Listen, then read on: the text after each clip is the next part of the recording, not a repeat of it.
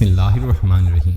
अस्सलाम वालेकुम दोस्तों, एक वक्त ऐसा भी आया दोस्तों कि हज़रत अली रज़ी अल्लाह ताला अन्हु से मुकाबला करने के लिए एक ताकतवर पहलवान फतह पहलवान को बहुत बड़ा लालच देकर बुलाया गया, जो कि 400 पहलवानों जितनी पावर रखता था। फतह पहलवान कौन था, इसको क्या लालच दिया गया था और किसने दिया था, और इस पहलवान से हज़रत अली रज़ी अल्लाह ताला अन्हु ने कैसे मुकाबला किया था, ये पूरा वाक़या तफसील से मैं आपको इस वीडियो में बताऊंगा। इससे पहले अगर आपने अभी तक हमारे चैनल को सब्सक्राइब नहीं किया तो हमारे चैनल को मेहरबानी करके सब्सक्राइब कर लें। नाज़रीन, तबूक के करीब एक कबीला आबाद था। इस कबीले का एक सरदार था जो कि इस हिस्से का बादशाह भी था। हज़रत अली रज़ी अल्लाह ताला अन्हु से बहुत बुग़्ज़ रखता था और काफिर था। इसने हज़रत अली रज़ी अल्लाह ताला अन्हु को कत्ल करवाने के लिए एक प्लान बनाया और अलग अलग मुल्कों से ताकतवर 400 पहलवान बुलवाए और इन 400 पहलवानों की आपस में कुश्ती करवाई। 400 में से 200 निकले, फिर इन 200 पहलवानों की कुश्ती करवाई, फिर 100 पहलवानों की आपस में कुश्ती करवाई, इनमें से 50 निकले, फिर इनकी कुश्ती करवाई, इनमें से 25 निकले। ऐसा करते करते इनमें से सिर्फ 2 रह गए और इन दोनों की आपस में कुश्ती करवाई, जिनमें से एक जीत गया। जो पहलवान जीत चुका था इसका नाम फतह पहलवान था। यह पहलवान तकरीबन 399 पहलवानों को हरा कर जीत चुका था। बादशाह बहुत मुतासिर हुआ और कुछ दिन फतह पहलवान को आराम करवाया, फिर इसे बुलवाया। अब इस पहलवान से कहता है कि बात सुनो मेरी, अब मैंने तुम पे इतनी ज़्यादा इन्वेस्ट की है, इतने पहलवान मंगवाए हैं, इसकी वजह क्या थी, क्या तुम जानते हो? पहलवान ने कहा नहीं, मैं वजह नहीं जानता। बादशाह ने कहा मैं अपने लिए कोई पहलवान नहीं रखना चाहता, बल्कि एक शख्स है मेरे इलाके में, इससे शदीद नफरत करता हूँ, इसकी पहलवानी बहुत मशहूर है। अब दोस्तों, यहाँ पे ये बात काबिल गौर है कि हज़रत अली रज़ी अल्लाह ताला अन्हु का जिक्र पहलवानों में क्यों किया गया।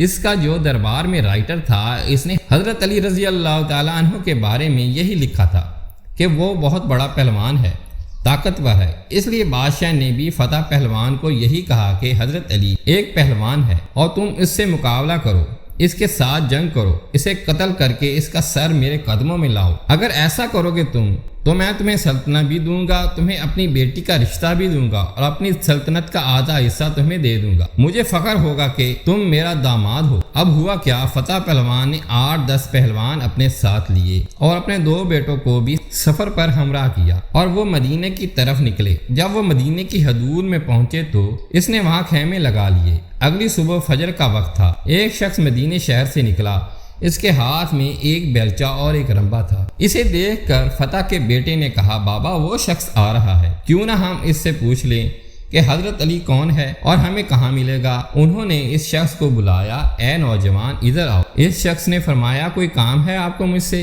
आप आए। फतह और उसके बेटे उसके पास चल पड़े। वो पास आए और कहा ए नौजवान, हम इस शहर में आए हैं एक शख्स की तलाश में, उसके मुतल्लिक हमने पूछना है। तो शख्स ने कहा क्या पूछना चाहते हो, पूछो। फतह के बेटे ने कहा उसका नाम अली है, हम उससे मिलना चाहते हैं। उस शख्स ने फरमाया आप पहले उससे मिल चुके हैं? उन्होंने कहा नहीं, हमने कभी इसे देखा नहीं। उसकी कभी आवाज़ सुनी है आपने? उन्होंने कहा नहीं। फिर उस नौजवान शख्स ने फरमाया तुम्हें अली से क्या काम है? उन्होंने कहा हमने उसके साथ कुश्ती लड़नी है, हमने उसके साथ दंगल करना है। तो उस शख्स ने नौजवान ने कहा क्यों लड़ना चाहते हो उससे? फतह के बेटों ने कहा हमने इस काम के पैसे लिए हुए हैं। इस पे फिर फतह ने कहा उसके साथ लड़ने का हमें बहुत बड़ा इनाम मिलेगा, मुझे एक लड़की मिलेगी जो मेरी पसंदीदा है। उस शख्स नौजवान ने कहा ठीक है, तुम पहले मुझसे लड़कर देखो, अगर जीत गए तो अली से मुकाबला कर लेना, क्योंकि अली का पता इस वक्त, और ये सिर्फ मुझे मालूम है कि अली इस वक्त कहाँ है।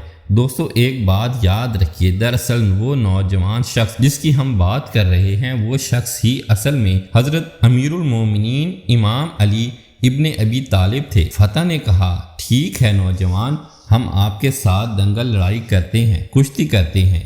एक तरफ फतह पहलवान और दूसरी तरफ हज़रत अली रज़ी अल्लाह ताला अन्हु होते हैं। फतह पहलवान जिसने 399 बड़े पहलवानों को हराया था। फतह ने कहा किस हथियार से लड़ना चाहते हो? हज़रत अली रज़ी अल्लाह ताला अन्हु ने फरमाया जो तुम्हारी मर्जी।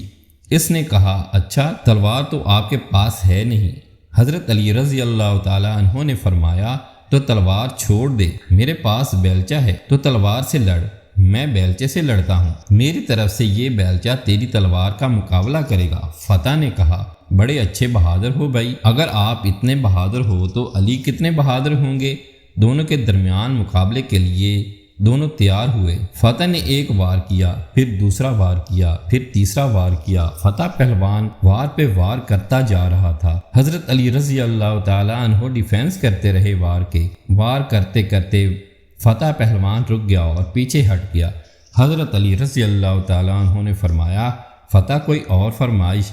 فتح نے کہا آپ نے مجھے مایوس کر دیا، تلوار اور بیلچے کی لڑائی ختم کرو، اب ہاتھوں سے لڑتے ہیں۔ فتح نے ایک وار کیا، دوسرا وار کیا، تیسرا وار کیا، لیکن حضرت علی رضی اللہ تعالیٰ عنہ ڈیفینس کرتے رہے، ڈیفینڈ کرتے رہے اور دفاع کرتے رہے، حتیٰ کہ فتح پہلوان تھک گیا۔ پھر کہتا ہے تیسرا دنگل لڑتے ہیں جس میں مجھے فن ہے، میں سکلڈ ہوں، مجھے مہارت حاصل ہے جس کا طریقہ استعمال میں آخر میں کرتا ہوں، اب میں برچھی سے لڑنا چاہتا ہوں۔ حضرت علی رضی اللہ تعالیٰ عنہ نے فرمایا ٹھیک ہے فتح، تو برچھی سے لڑ، میں اپنے رمبے سے لڑتا ہوں۔ درانتی نما ہوتا ہے جو چھوٹا سا رمبا، اس سے لڑتا ہوں۔ اس سے بھی یہی ہوا، فتح پہلوان وار پہ وار کرتا رہا۔ حضرت علی رضی اللہ تعالیٰ عنہ روکتے گئے، کیونکہ حضرت علی رضی اللہ تعالیٰ عنہ لڑتے وقت بندے کے چہرے کو کم دل کو زیادہ دیکھتے تھے۔ حضرت علی رضی اللہ تعالیٰ عنہ نے یہ ریلائز کر لیا تھا کہ شخص کے اوزار چل رہے ہیں لیکن دل صاف ہے۔ اب کیا ہوا؟ فتح نے کہا میں تھک گیا ہوں، تو نے ایک وار بھی نہیں کیا،